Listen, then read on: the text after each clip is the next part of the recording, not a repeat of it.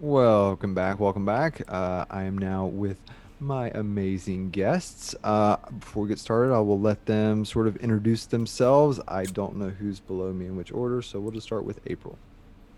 Hello, everyone. My name is April Hill. You can find me at stiletto_assassin on Twitch and on Instagram, and stiletto DM on Twitter. I am the DM the overseer for Vault 42 that is on this channel on Saturdays, as well as on Wednesdays on Realms and on Wizards, and lots of fun one shots and community games. So. Awesome. And right Don't before we forget get you to won the battle royale. Let's keep throwing that out there every time, please. That's true. Old news. Defending I kicked everybody's champion. ass. That's true. Like all of them. Level 20 throwdown. That's fair. That's fair. Before we get to Alicia, solo pick a winner.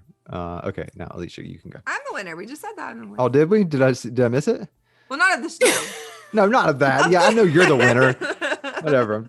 I am tired of hearing about it. Whatever, mullet. Whatever, mullet. You were out so fast. I didn't get my good range. Shut up. Longest lasting and quickest out. Like, That's maybe true, not. actually. No. Eddie was the quickest out. Eddie right?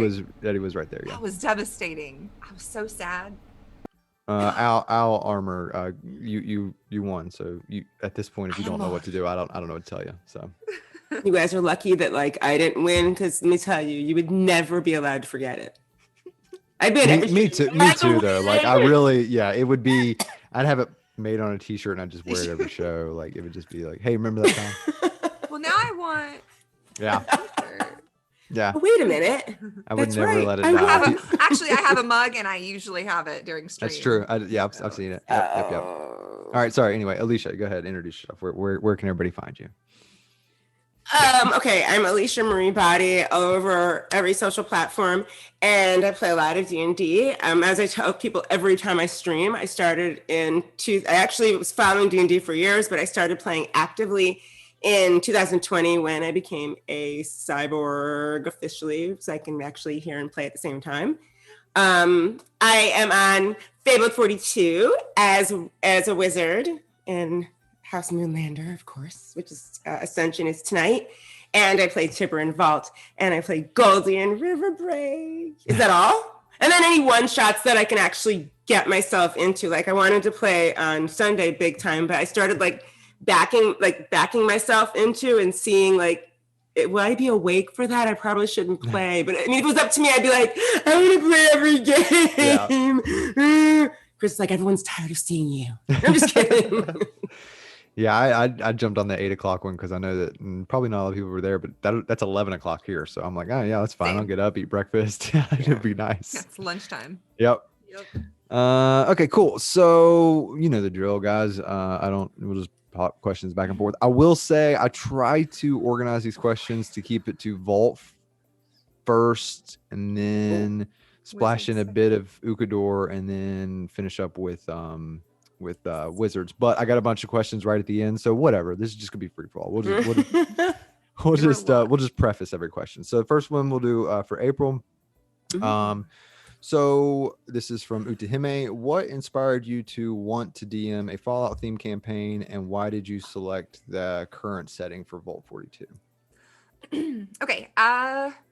Because I don't know. I just wanted to do something different because I've been playing D&D for a while, and I mean, you see, there's a ton of D&D streams out there. There's a ton. I mean, I play a lot of D&D throughout the week. I'm in 4 weekly campaigns, so I just wanted something different. I wanted something that I enjoyed outside of D&D, and then I was looking up stuff. I was like, maybe a Star Wars game, which now Lizzie, she's doing amazing. I really want y'all to see her DM that because it's amazing. But I was looking at different things, and then I found on Spilled Ale Studios, I found that he had created an adaptation for Fallout using 5e rules, and absolutely love it. They also on there, he has Horizon Zero Dawn, which totally want, because I played through all of that too, all the DLC, everything, every single thing that you could do with that game I played. Really loved that. But yeah, I just wanted to do something different that I was passionate about and enjoyed, and Fallout was one of the things. So, and the setting, because I'm from Texas. Yeah, right. I would definitely pick. I live here, and Yeah. they've and the franchise has never done anything in Texas. Well, the canon franchise. Right. Yeah, we talked a little bit about that last time. Yeah, They've yeah. sort of So been all over, but that's a big region they haven't really touched. So Yet. it's pretty cool. Yeah, yeah. and then the show's coming out. The show they've been teasing the show, so I'm curious to see where that's gonna be set. But yeah, it's just The gonna thing be I fun. like about it for this channel is that you're right. It's different. It's not fantasy. Like I've said it a couple times, it's my son's favorite show, but he's a big Fallout fan. So it's it's something else to latch on to if you're not super familiar with D&D or D&D mechanics, because you can just, I know Fallout stuff. Like I know what, rad packs are, and I know, that sort of stuff. Mhm. So it's neat to be able to have a link for something other than sort of high fantasy stuff. So I think it's really cool. Yeah, I mean, my son loves high fantasy stuff too, but he's just a big Fallout fan. So as soon as that came on, that was like his jam. So melding two worlds. It's kind of similar to what Casual's doing with anime stuff. So he's going to do a shonen thing. So it's another hook for a different crowd, which I think is cool. Mm-hmm. All right, so Alicia, got a couple Tipper questions here. So does Tipper, hold on, I don't remember who this was from. I don't know who it's from. Sorry. Does Tipper feel like this is sort of what GW asked. I'm going to combine the two questions because I saw what he asked later. So the baseline question is, does Tipper feel like she's learning necessary human characteristics from the group? And what does she feel that she's learned? Okay, well, here's the thing. Actually, it's interesting you asked me that, because Tipper is programmed, but she doesn't know this. She's programmed to become more human-like, but never to become a human. And she's not like Pinocchio or anything. Right. But she's programmed to like pick up things very, very fast in order to adapt and to live as a human person. But I think we've established this already, like right in the beginning, that synths or robots, cyborgs, whatever you want to call her, that look like Tipper, that look straight up human from like face value-ish, are not allowed. Right. Or they've basically been outlawed because the government wants to be able to tell what a robot and a human is. So sure. Also, the technology just doesn't exist, I guess. I mean, according to the lore. So I don't want to reveal too much of Tipper's backstory, but yeah, her creator has made her because she was a pet project for him. So she doesn't have him around. So she's just thrown into the wasteland, and she happened upon a group, and that makes her happy. But remember, she doesn't know how to like basically reconcile human emotions. So, but she just knows somehow instinctively that being part of a group means safety. I have these people, maybe they can help me find what I'm looking for. But yeah, she is picking up characteristics. That's why when I think she was talking to Ash for like half a second, Ash walks away, flips with a bird. And then an episode later, Hannah's talking to her. She says, hi, walks away, flips Hannah the bird. Hannah's like, right. Yeah, that's so she is picking up things, mannerisms, behavior. You've noticed she dropped the Miss and Mr. and not just because of the porn reference. Oh my God. She dropped it. that was a fun recap. Yeah, and that was sort of, so GW's specific question was that, Tipper has said and shown that she learns human behavior from her friends around her. There's been a number of times that you brought up quotes or actions. How do you, Alicia, keep track of the things that she's learned? Do you have a chart, take notes, or just sort of spur of the moment things? Yeah, I think a lot of it is spur of the moment. Like if something comes up that I'm like, that might be funny to throw that in there. I remember that from last time. But I do. I mean, I sit here with a notebook and I take notes. I'm like, episode 3, she was no longer speaking in 2-word sentences. Now she speaks in 3. Yeah. And now like she, you know what I mean? Like she's starting to pick things up. And as we move through the campaign, more and more things that she does and is able to I guess sort of understand just increase. Right. But now we're sort of still in the middle, But the goal from a computer program standpoint is just to assimilate, right? You just want to Totally. be Which is unrecognizable within a scary. crowd. Yeah, it's terrifying. It is. It's like everyone's like, no, that's not what we want here. Yeah, right. There's a reason it's illegal. Cool. All right. We want Rosie the robot, not Yeah, like right. freaking Revenants. No, we want Rosie the robot. Awesome. Okay, cool. All right, April, another sort of question about the system, whatever it's called. Is the progression I can't think of what's the term? Not the thing that you were using, Handbook? the Fallout thing. The manual.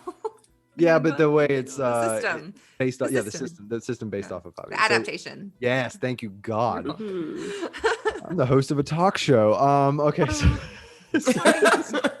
It's Friday. yeah. The progression system, is it the same as it is in 5e? And then the monster manual, the thing I was curious about, because we've seen some monsters, some of them have had obvious Fallout flavor. Are there dedicated Fallout monsters that you can pick from, or are they reskinning, or are you having to do that? How's all that work? Yeah, no, if you go, I mean, you can Google D&D or Fallout D&D, and then, I mean, you can find it fairly easily. You can go and look at there's a bestiary Cool. that has a good amount of the kind of creatures that you would come across in Fallout. It's not complete. Okay. There are a lot of things that actually Renee and Daniel are going to be helping design that. Yes, because that's kind of what they do for Sure. Dragon Rock RPG. So they actually sent me some stuff today that I haven't had a chance to look at. I was so excited because we were discussing like, okay, can you make something like this? And so they've been working on it. So yeah, there's a bestiary, but there are things that aren't there that they're going to be working on. I'm going to be working on, because there are some things that can be reskinned easily from D&D to Wildlife work in and this things world. should be easy enough to do. Right. Yeah. Add element to it or something.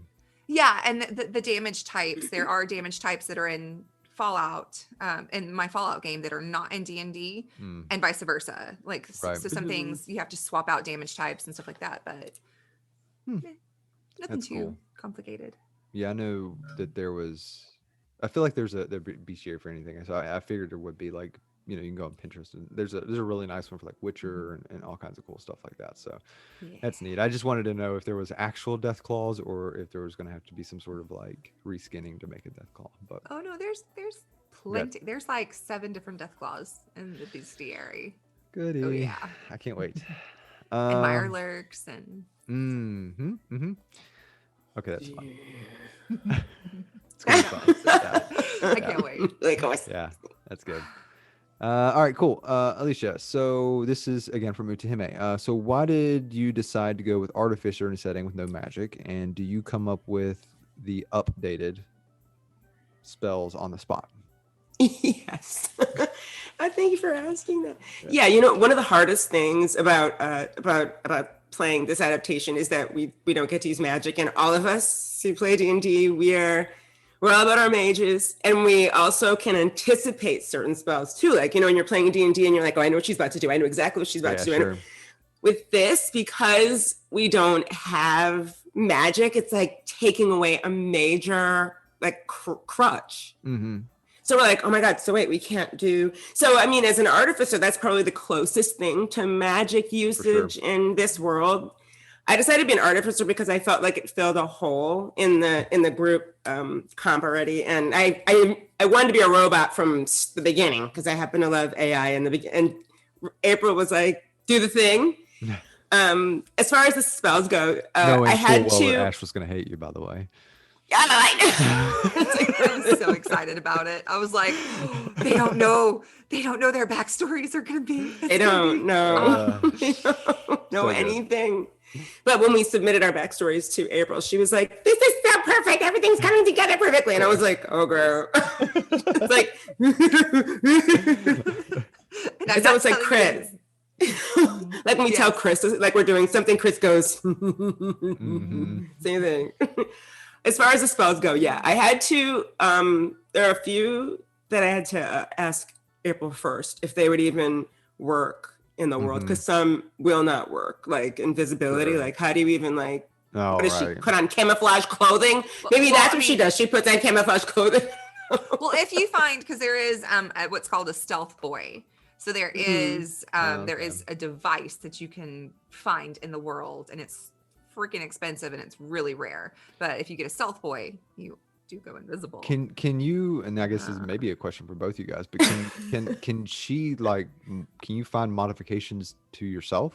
Like, is that possible that you can modify yourself to be something? Like, you know what I mean? Yes. Okay, that's cool. She can, but not. She doesn't realize she can yet. Right. She doesn't right. know what yeah, she's I'm capable of. speaking more future. It's I think. it's a Yeah, she has a few things. we can't she tell can- you. Yeah, We sure. can't I tell know. you. Yeah, I'm always Sure. Yes, exactly. Well, I think I do think that so I've played a couple games with you and I've watched like all of Fallout or all of Vault. So like, but I think like Artificer is like your wheelhouse. Like I think it is like because you are, and I mean this in the most complimentary way. Yeah, okay, that's a better word than I. Now I want to know He's what like, you were how do gonna I say. put this? Yeah. How do I put this? Create- How do I You're put so. this? What word were you really going? I don't know. I Throw it in. forgot. It was so long ago, guys. But no, it is that it is. I was gonna say you come up with the most batshit things, but like the dinner plate thing is the thing I was thinking of right off the top of my head. So brilliant. And like, and the shoe for catapult is another one that I was just like, what? Like it totally works, but it was not. Loved it. You know what I mean? It's just so out there that I think I've not forgiven Chris for that. I probably never. Chris, I literally stacked my spell book. And then we get in there, and Chris is like, "Oh yeah, by the way, you can't use any of those spells, so take them out right now." So I was like, "So all I have is catapult and screwed." Yeah. That But was- I just think I just think that those that sort of class is like meant for somebody like you that plays characters like you do. So I just think it's, Creative. I love coming up with stuff that's really annoying or sort of troll or sort of like I'm the person that's gonna be like, "All right, hear me out. even What stuff if that's, we try?" even stuff that's not like artificer based, like the skeet shooting a meat bag. It was so good, right? I was like, "You're gonna do what?" Yeah. Okay, how do we It do works. that? Yeah, it works. Skeet Um, shooting. So good. I thought it was So super good. cool. We're in Texas. Got a skeet shooting. True. It's true. That's true. All right, April. So this was a question that I had because I was just curious. I'm always curious about DMs and sort of behind the scenes stuff. So a little bit meta. The James situation. Do you know? Just from a DM's perspective, do you know like when she has the menage a trois?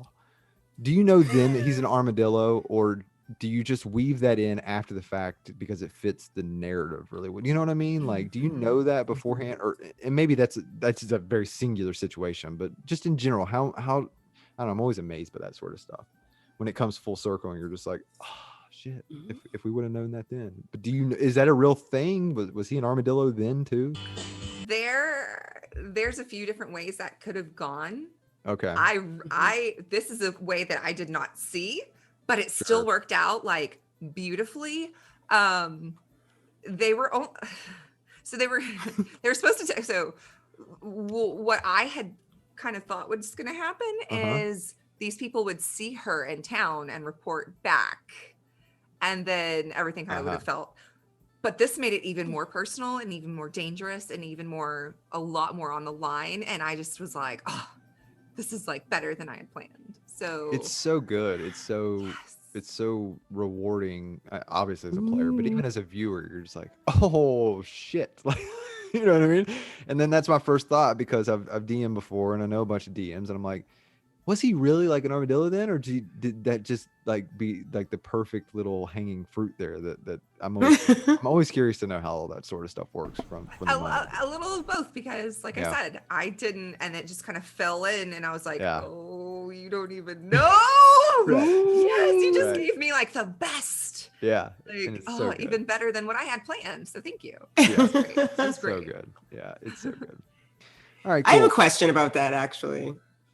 Yeah. Let me take it away. No. Go for it. I don't care. Have there been any instances, April, where when we're in a game that we did completely the opposite of what you had thought we were going to do. You're like, oh, shoot, let me redo this. Has there happened before in game? Yeah. Yep.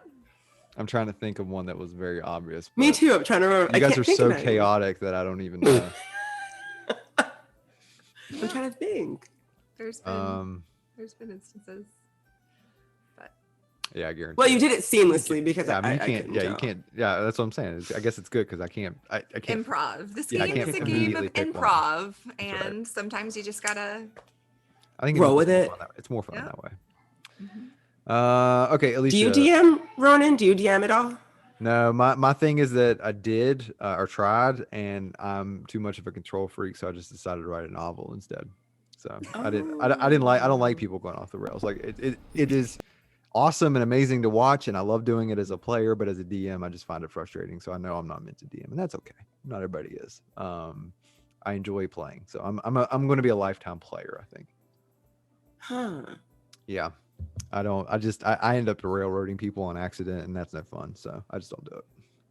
You're like the DM. You're like, that's it. Get back in the house. No, it's I like, didn't say you could leave. yeah, I want to do this crazy thing. Well, that's stupid. No, you're not doing that. And it's not fun. So I just don't do Like it. I want to throw meat up in the air. And Yeah, I want shoot to it throw and meat murder. and shoot it. I'm like, nah, that's dumb. No, it wasn't. It was freaking It was awesome. amazing. It's amazing as a viewer. I would love to do it as a player or be there as a player, but as a DM, it's just not for me, and that's okay. That's all right. Yeah.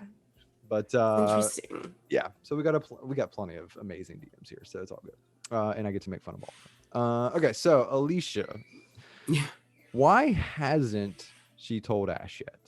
Like He was hoping this wouldn't come up because it makes Tipper feel very bad. mm-hmm. She doesn't have she's not programmed to dislike. So you know how some of the players they'll rub each other the wrong way because they're Sure. humans and personalities. Like in groups and workplaces, people are going to bump heads a little bit. That's fine.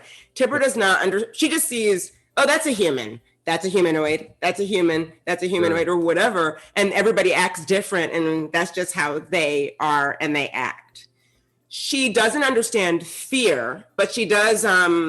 She doesn't know it, but she was able to understand that she shouldn't reveal herself to Ash, but she doesn't know why. She thinks it's because she's actually being sensitive to the fact that Ash doesn't want to be reminded about losing the fight.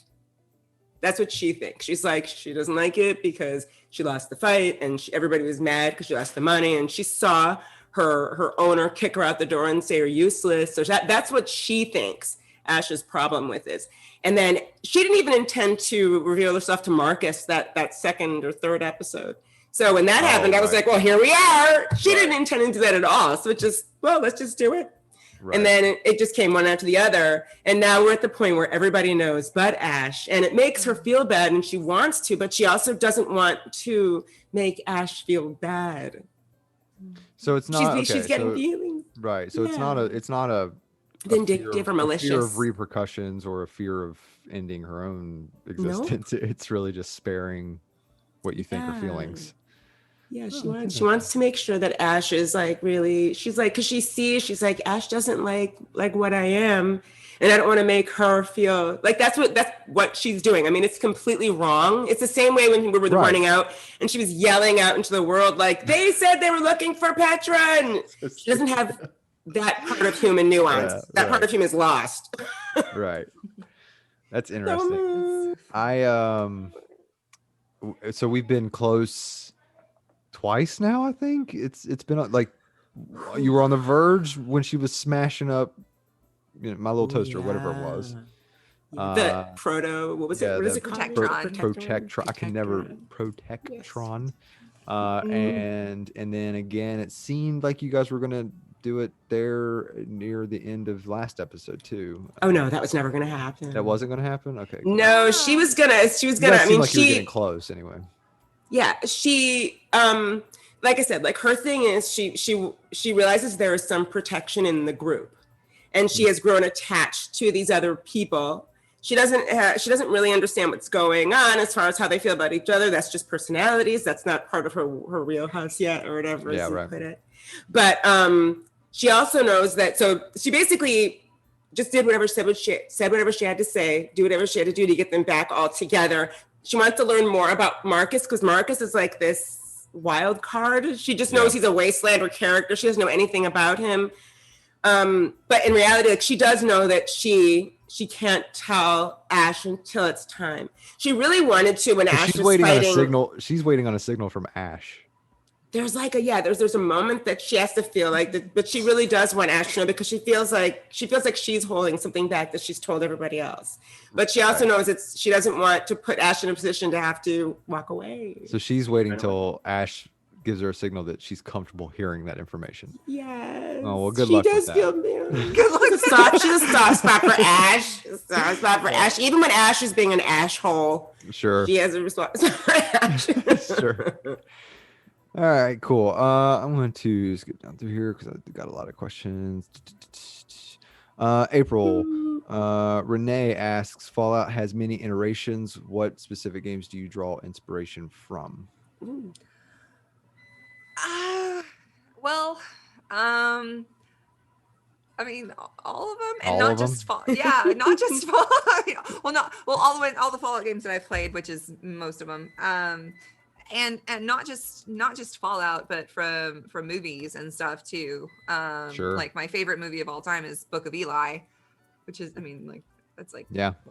But yeah, it's my favorite movie, and freaking Mad Max, and I mean just like stuff like that, just Dexter. like settings. Well, yeah, well, obviously that's a fun thing that's an Easter egg I like to put. I like that. Yeah, in that's my neat. games. Each little town you come to and you're like, what was that name? And then you go to another, and then you go to somebody else in that town and you're like, what was your name? Are these names for this show? Yeah. Yeah. So Yeah, that was cool. I can see that. And even just in a broader sense, I mean, just Bethesda games in general all sort of have that same feel and tone, and it has that same feeling when I'm watching the show. So your inspiration is well taken, I guess, in that case. Thanks. You nerds. You're both nerds. That's true. Okay, Alicia, Renee asks, how does cosplay help you with role playing your characters?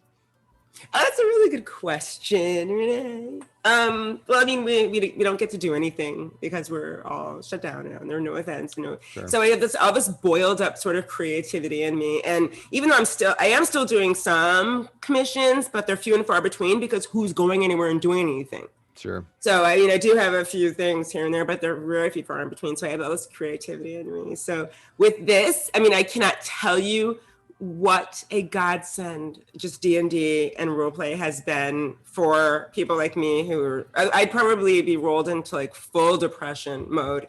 So like, this has given me an outlet to create, instead of like picking a character from a genre I know and like cosplaying that, what I do is I'll take like components of the character in my head and I'll use them when creating a character for a game. And then I don't cosplay it to make so that everybody else has to cosplay. Everybody do what they want.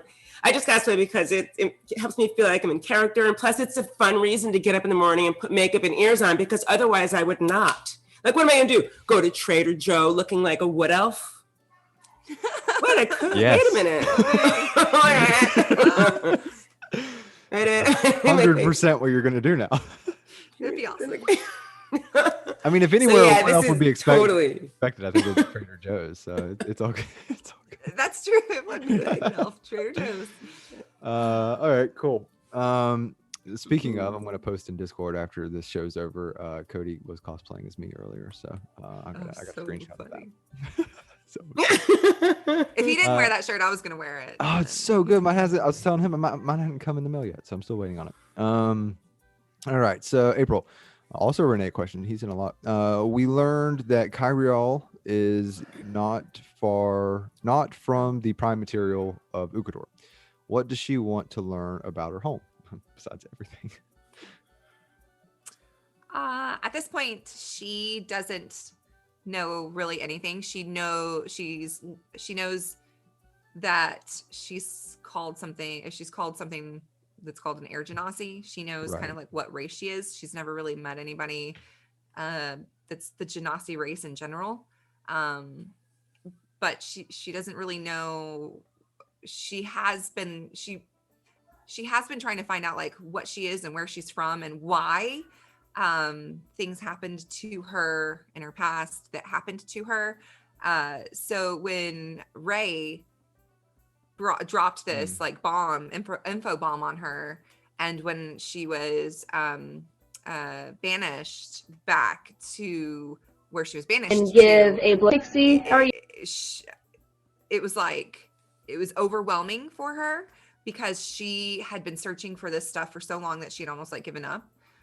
Especially with all of the stuff that's been going on lately and being on the run, and then from the Hesians, and then now with this group of people, and she's not being used to ever having friends or being around a group, and so everything's just really overwhelming. So she's taking some time to absorb all that. Did she know that she was from? Did she have an assumption that she was from a different planet, or did she not even know that? Like, did we learn that at the same time she did? Mm-hmm. Oh, snap! Yes. So there's definitely going to be a conversation that she wants to have with Ray when there's the right moment, which obviously in this tower, in this elevator, that's not the right moment. Yeah. We've been kind of running for a while, and Ray hasn't. Yeah, I say that every week about Ukador. Like, it just literally won't stop. Solo refuses to give you guys a breather. Yes. And although, to be fair, you guys went into this like you found the train, hopped on the train. No one said you got to be there. So it's true. Yeah. But yeah, and when we have had a breather, though, Ray hasn't been the main multi. Oh, right. So I have Kyriel hasn't really had the chance to dive deeper into what Ray knows, but she's getting to the point where she's ready. She's ready to talk and find out more. Cool. Yeah, I keep forgetting. I mean, even like start the show and you do it every week, and like I'm in all these characters and into everything, but like even Ukador Realms, which is the furthest one out so far, is still only in episode 22. Like it's still very like you guys are at first arc stuff, so lots of things have not come out. All right, let's just dive into it here a little bit. I think that was most of the other questions, so let's talk about wizards. Let's talk about the giant elephant in the room that's going to kill you guys. I have a sneaking suspicion that you're going to show up in the middle of the session. Me? Yes, you. Sneaking That's right, suspicion. I keep forgetting. And if I'm right, somebody owes me like a coffee or something. Because like, wait, how much can I get on this? I've had this hunch that you're going to show up middle of the session, and it's going to be you know, sort of thing. You sort of thing. Even though we're in a good place, our characters are in a good place right now, I still have a sneaking suspicion you're gonna freaking disappoint me somehow. You'll have to tune in to find out. Because we're all so comfortable right now that we're like waiting for somebody to come and mess it up. It's the calm before the storm. Okay, Alicia, this is Utahime again. What is going on between Astra and Chorus? What's and who? Chorus. Eric, yeah. Eric, this is ridiculous information. This is not for the Mage Mouth issue that we're producing. Okay, Astra's, I mean, she's a really difficult character to understand because, and this is something I complain about all the time, she was developed to be very one note, very, very Elle Woods, very sort of Paris Hilton, very, you know what I mean? You know what I'm saying? Like Clueless, then there's Regina George, very much that sort of character. When this became a show campaign, I was like, oh, I never go into a game, especially not a campaign, without a complete 3 breakdown house tree of a character, so that when I'm role playing, I can pull from anything. With her, I didn't have that, so I was always very caught out. I felt very like deer in headlights. But it's coming together a little bit better in my head. So I instead of hating on her myself, I started to like just embrace what she is and try to see if that was me, what would I act like if I was very closed off, because I was basically bred to be like this. To be like her mother, to marry a wealthy man and be like his wife and have kids and take care of the palace. But Astra wants, she wants to be more than what her mother was. Her sister is like, F this, and is like an adventurer and goes off does stuff. But she's also like the black sheep of the family. Astra's like the good daughter. Yeah. You're Anna and your sister's Kai. What the heck is this? That's true. Not really. I think you're a lot like Kai. Yeah, You're her like, sister you're is getting like, you're rebellious. see, yeah, her sister is very, she doesn't want to do anything that her family told her to do. She sort of, she's adventurous. So Astra was like the good sister. She's the one that sort of does what she's supposed to do. But then she comes to wizard school. Her sister did not have to go to wizard school because she already knew what to do. Like she was born with powers that was perfect. Astra had to go to school to learn how to hone those powers in and to learn how to work them and stuff like that. But what she's feeling now is she just feels she felt very alone, like behind her little wall. And so she decided to start letting people in. And, one of them was Killian. And, she was just, for whatever reason, she was obsessed with Olafram. And it's probably because Olafram is so different from what she is. So she was sort of like obsessed with Olafram, even though it was, get away from me with your fascinators and stuff like that. And she's like, but it would look great on your bald head. And she's like, get away from me with that flower and whatever. And also Kazana, because Kazana's story is sort of linked to hers in another campaign we're in. So it works out perfectly. So tonight we're a whole, 2 semesters gone, and she's gotten a chance to connect with many people. And she got married really young. So as far as connecting with someone of the opposite sex, that was like a no-no. But without realizing it, when she got to the prom, like she's been talking to people, but something about chorus just drew her in. And she's not sure why, which is bizarre because she did not intend, she has no right to do that, whatever. But, even just the couple conversations that Astra's had with Chorus, she's like, this is somebody I'm either supposed to know or supposed to connect with, because she believes in all that stuff too. Like she's a shadow elf. She's like, I believe in meant to be and whatever. And so she confided in Kizana and Killian maybe a little, but that she was just wondering what they thought about her, like thinking about him, which is weird. She doesn't know how to that doesn't even like enter into her world of things. So we'll see.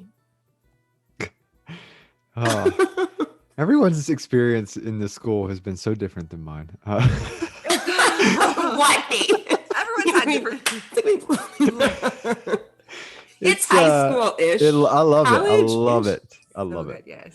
All right. All right, April. Did Kai's opinion? I'm just gonna start calling you Kai. Kai, all things Kai. Did Kai's opinion of the headmaster and faculty change compared to when she began at Venrum? Yes. Good answer. Yes. I think it has. I don't know. Obviously, I'm not gonna speak for you. I don't know where it's at now.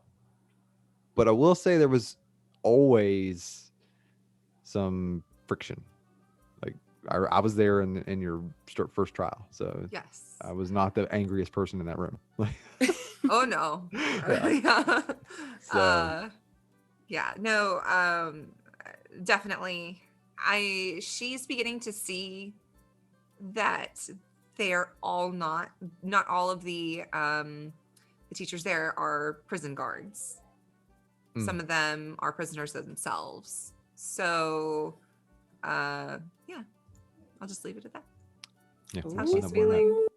Okay, real quick, we will just fire these off because we got just a few minutes left here. Oh my gosh. And these are for both you guys. Without spoiling anything, first, Alicia, favorite prom moment, non-spoiler. My favorite prom. Favorite prom moment was when her sister Lennox from the future was able to I guess jump into her and see through her eyes and was like, what the hell is this? And then that it was just a really bizarre moment. Sure. I don't know. Like, and I don't know. No one's seen it, so I don't know. I don't know what you're talking about. Now I want to though. April. What you guys hanging out with everybody outside of the campaign when we were all in the waiting room. I freaking loved that. Yeah, for sure. But also drinking That was with really fun. but also drinking with Thegan was actually it was a big deal. It was a big deal for our characters because we hadn't had a chance to really interact in that. Yeah, that was in-law moments. That was I fun. agree, that was fun. And last question, Alicia first, prediction for tonight. Predictions? Yeah, what do you think is gonna happen?